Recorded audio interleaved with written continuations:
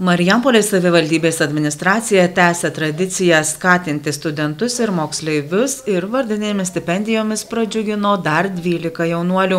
Geriausiai besimokančius ir aktyviausius 6 Marijampolės kolegijos studentus ir 6 Marijampolės profesinio rengimo centro mokinius. Jiems savivaldybės meras įteikė sertifikatus, kurie patvirtina savivaldybės vardinių stipendijų skirimą.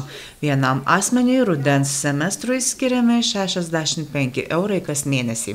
Nesustokit, aš tik tai linkiu, būkite tokie patys gabūs, aktyvūs, ir tiek mokslo srityje, ir svarbiausia ir ta visuomeninė veikla, tas aktyvumas visose iniciatyvose, tai jūs esat pavyzdys. Skiriant šias vardines stipendijas, tikimasi paskatinti jaunimą studijuoti ir mokytis Marijampolėje, rinktis Marijampolės kolegiją ar Marijampolės profesinio rengimo centrą, tapti kuo geresniais savo srities specialistais ir savo ateitį kurti taip pat čia Sūduvoje. Na, o siekiant užpildyti trūkstamų specialistų spragas, šiemet Marijampolės savivaldybėje startavo ir studijų rėmimo programa. Šiame susitikime buvo pasveikintos ir 5 studentės, pasirinkusios švietimo pagalbos specialisto ir mokytojo profesijos studijas, kurias finansuoja Marijampolės savivaldybė iš studijų rėmimo programos lėšų. Mūsų skyrius pasidarė analizę, kad kelių metų perspektyvoje ar mes turėsime problemą su tam tikrų dalykų mokytojas ar ne, ir tikrai pamatėme, kad to poreikio reikės, jis bus. Ir buvo patvirtintas sąrašas, kurios specialybės bus reikalingos kelių metų laikotarpyje. Na ir jos pagrindus sukūrėme tokią studijų rėmimo programą, į kurią galėjo teikti būtent pagal šią specialybę studijuojantys studentai. Dėmesys tikrai net nesitikėta iš tikrųjų, kad jau bus tiek daug, pabandėme, nesitikėjome, aišku, kad noras toksai bus didžiulis, buvo paskirta 10 000, pateikė gerokai daugiau prašymų, bet džiugu, kad dalis jų įstojo į nemokamą. Dalis, aišku, pasikeitė planai, nenorėjo jau studijuoti. Kitais metais tikrai reikės tą sumą ženkliai didinti, nes vien šį kartą tų 5 studentų bendrai studijos sudaro apie 35 000, bet kadangi mokama pusmečiais, tai šiemet plius minus užteks tos sumos.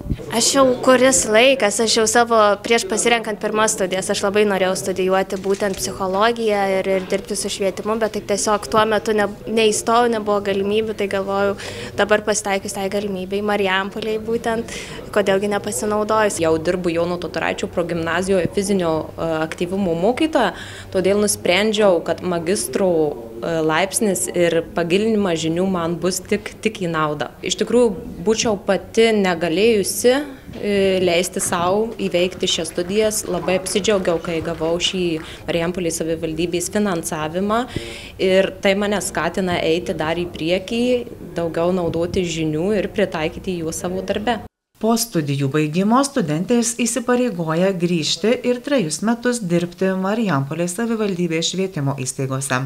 Daug anksčiau buvau nusprendusi, kad tikrai noriu dirbti Marijampolėje, dirbti būtent jos labui ir man patinka mano miestas, myliu savo miestą ir tai tikrai manęs neišgąsdino. Mačiausi, buvo tikrai minčių, kadangi pati ir studijavau prieš tai Kaune, dabar vėl studijuoti Vilniuje ir kada suprantu, kad gali didesnis miestas greitai įtraukti su savo galimybėm, bet aš kol kas tik 3 metai esu Marijampolėje, bet jaučiuosi apsisprendusi, kad noriu bandyti čia. Aš tai vertinu labai teigiamai, nes tikrai ne visos savivaldybės tą turi, tai aš jaučiuosi labai vertinama ir laukiama ir tiesiog, kad skatina mane iš naujo pradėti ir grįžti, tai aš labai teigiamai vertinu.